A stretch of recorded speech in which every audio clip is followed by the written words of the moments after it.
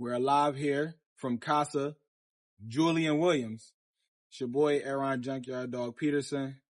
And today we're answering the question of, why you not in the gym? Yo, what's up with you, boy? Why you not in the gym training, dog? Like, what's up with you? What you doing? How you doing today, Julian Williams? What's up, bro? Man, I'm here just taking in the view and scenery of this beautiful estate. This is an estate here. This is, I guess so. so y'all know this is not a home. I have a home, you know. You walk up some regular steps and you walk into them. I have a home. This is an estate where, you know, got about 13 cars out front. He got 6 Olympic-sized pools behind us, so y'all gonna see that in a minute. And these are the things that we work to in life. So, man, how have you been these past couple months, years, etc.? How have you been? I've been good, man. Just working, grinding. So, I'm gonna start off with my first question. Who is Julian Williams? Well, first, Julian Williams is a Muslim first. I'm definitely a hard worker. I'm a dad. You know what I'm saying? I'm a lot of different things, but I could be whatever I need to be when it's time to be it. You know what I mean? So it just depends. But Muslim first, I'm a dad. You know what I mean? I'm a family man. That kind of stuff. So, I'm gonna start off first. You said you're a Muslim.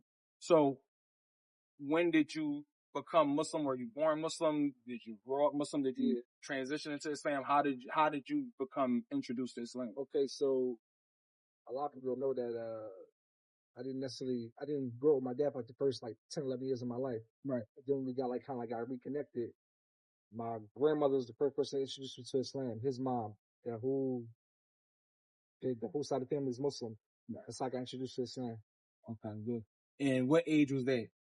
I met her when I was 11, 12. Okay. 12 when I met her. And then when you became introduced to Islam, did you then convert, or were you just introduced and then was like, I'm gonna see what it feel like? Nah. I started learning and then I started practicing and then took Shahada and then And it's been that ever since. Yeah. Good. It's the oven I just dropped. I was just Take complaining. your time. Take it. No. And then look at that. Then the weather just changed. Look at that. And then I just want the record to state, he came out of a $10,000 hoodie for a $20,000 Versace. Come on, it's levels to the game, man. Bro. This is levels. But you also said you are a father. Yeah. Of how many? I got 3 now. 3 now. 3 now.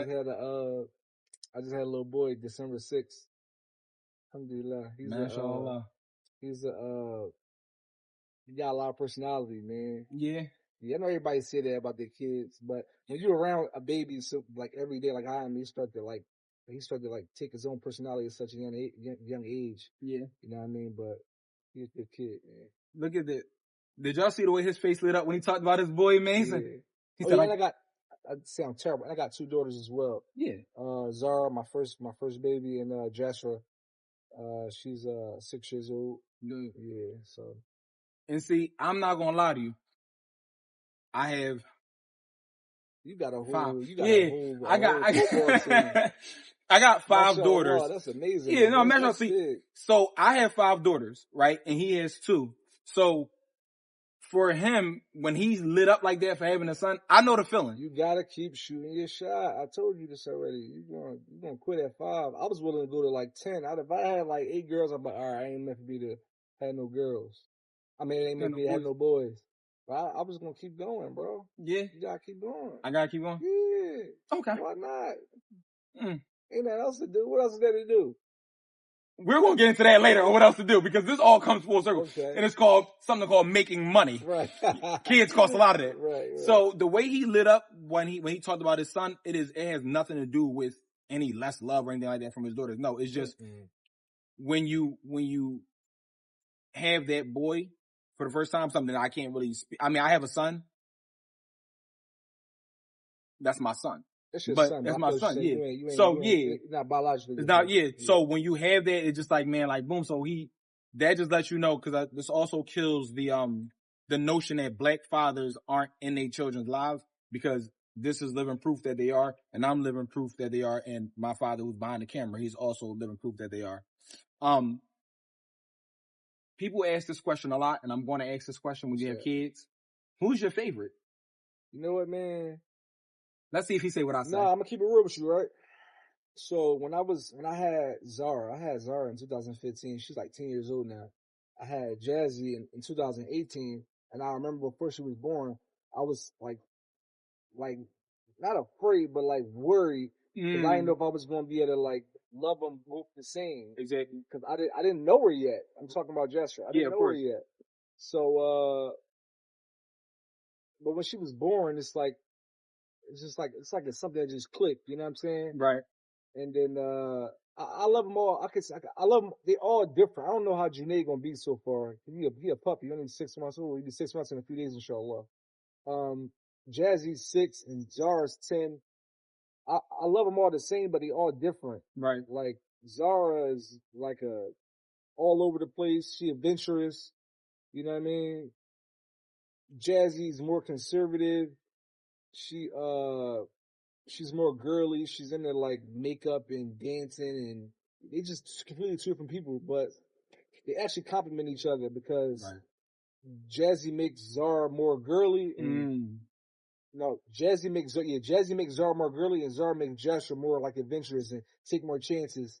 Jazzy is the type to go to the playground, and if the kids like they're playing too rough, she's not going to join in. She don't want to play because you know what I mean? Right.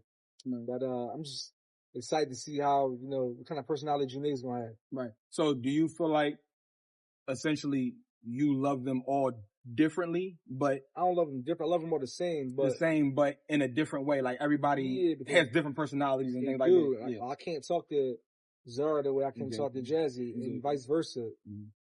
Even though they both girls, I can sweet talk them both, but I gotta sweet talk them in different ways. You know what I mean? So I gotta know what I had to figure out what make one tick and what make the other do the same. You know what I mean? Exactly. Yeah. So it just depends. You gotta be around them though to understand your children. Yeah. I'm pretty sure you know the chick is as well. Yeah. So do you feel like with your son that it'll be a thing of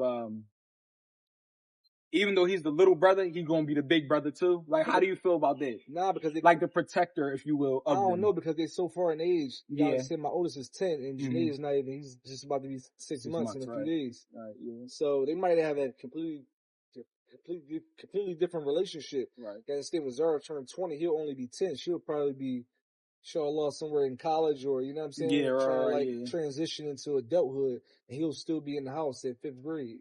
Yeah. Inshallah. Yeah, so. It just depends. How it goes, right? So, with that being said, you also said that you are whatever you need to be whenever you need to be it. Yeah. So, one thing that piques my interest a lot with you is time management and money management. Yeah. And a lot of people don't understand that time management and money management really do go hand in hand. Yeah. Most people, when they in their career and they are an athlete, sometimes they burn through their money or they didn't manage it well or they got people digging in their pockets and taking from here and here and here. But for me, knowing you for the years that I've known you for, we've had these discussions where as though it's like, you got to tell people no. Yeah. And it don't matter how they feel. You got to tell them no. And if they feel a type of way, then they're not supposed to be here. Yeah. So how did these things, when you first stepped into the world of money management and investment, how did these things shape you? What did you learn? What do you think you could have done differently?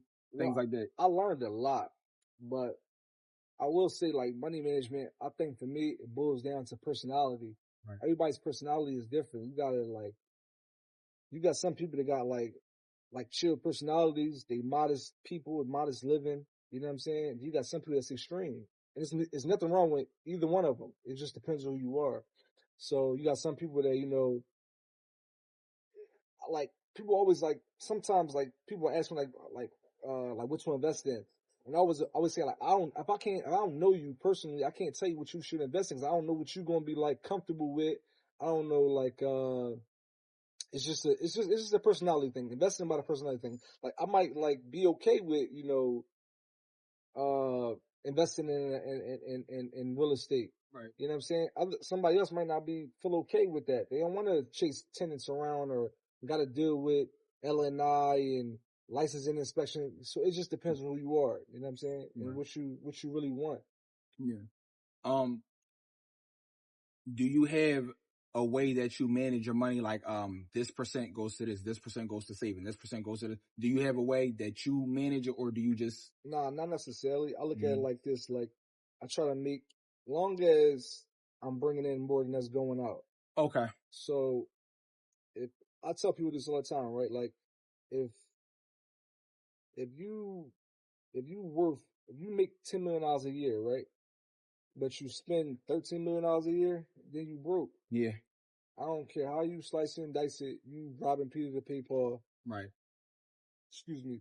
And you broke. It's just Right. that you just a wealthy broke person. And the stress is probably even worse because you got more things to worry about. Right. Now, if you make $100,000 a year, but you living off of 50, I won't say you rich, but you doing pretty good. You know what I mean? So that's really comes down to money management. So when I was like coming up, I would think like, I was saying that how much do I need to live like how I want to live? Okay. I'm not what you call a super like flashy or fancy person. Right. You know what I'm saying? I like houses and I like nice cars, but I don't buy jewelry and I don't, you know what I mean? I like clothes and stuff like that, but it's not like excessive. It's not like over the top stuff. You know what I'm saying? So I would say to myself, like, how much do I need to like be okay every month? Now I will say, as I got older, the number went up. It changed. Got more kids. You want to invest in different things. Your wants change. Absolutely. You know what I'm saying? So I lost my train of thought, but nevertheless, what was the question again? No, you actually are right on track with what the question was. It was how, like, is essentially what did you learn and how do you know what to put here, what to put there? Sure. It just depends on like how you want to live. You know what I'm saying? If you want to live in a row house in Philadelphia and you want to own that row house and you want to have a modest car and you don't really care about having a big house, then you know what I'm saying? You could save for that. But if you want to live in a big house and 6,000 square feet and acres and pools and all that stuff costs money. Absolutely. You know what I'm saying? So I told myself I need to learn how to make my lump sums into turn my lump sums into residuals. Right. You know what I'm saying? So that's really what I've been doing for the past 10 to 15 years. Okay. So when you just made a statement in there, you said if you make 100,000 but you're living off of 50,000. I'm not saying that you're rich, but you were pretty well off, right? Good, yeah. Is it safe to say that person has a rich mindset, essentially, if they are at 100 and they're living off of 40 or 50,000? I would say they had or in the right track to it, at least. A disciplined mindset. Okay. And that could lead to rich. Rich, right. You know what I'm saying? And how about this? Everybody's rich is different. Absolutely. Everybody's rich is 100%. different. 100%. Everybody rich ain't $100 million. You know what I'm saying? You might say your rich is, I got a nice house that I want to live in. My dream house paid for, and I got an X amount of dollars coming in every month. Right. And my kids don't got to worry about nothing. I'm straight. I'm rich in my head. Rich is like case by case basis. Absolutely. You know what I'm saying? So it just depends who you are. It's funny. Before I jump to the next thing, is a lot of I hear like a lot of rappers say like their grandmother or their grandfather. The rapper might be the richest rapper in the world, richest athlete in the world. Yeah. And their grandmother and their grandfather been living in the same house for about 70, 80 years. Right. And they happy. They don't want to, they're like, oh, grandma, I can get you that. And to her, she like, this is it. Like, I love this. Like, I'm comfortable with it. But to them, just feeding into what you're saying, like, that's a rich mindset essentially for that individual. Because to them, it's just like, I got all I need here. Like, I don't need nothing else, which also, like you said, you don't like the jewelry. You don't like certain, you're good with where you are. It's about being content. Yeah. Now, I'm not going to say I'm like a content person because I'm not. I wish I was actually. But, like, I think being, like, genuinely content within yourself is, like, so important. Right. You know what I'm saying? Right. And I'm kind of, like, searching for that now, just, like, learning how to, like, be content with it. And it's a fine line in being content and trying to strive for more. Like, right. You know what I mean? Like, what's the fine line? Like, I'm content with what I got now, but I still want to, still other things I want to accomplish. Absolutely. You know what I'm saying? So that's where I'm at right now. So my next question is, because again, we're in, the estate, Casa de Julian Williams. This is not a home, y'all. If y'all want to see what a home looks like.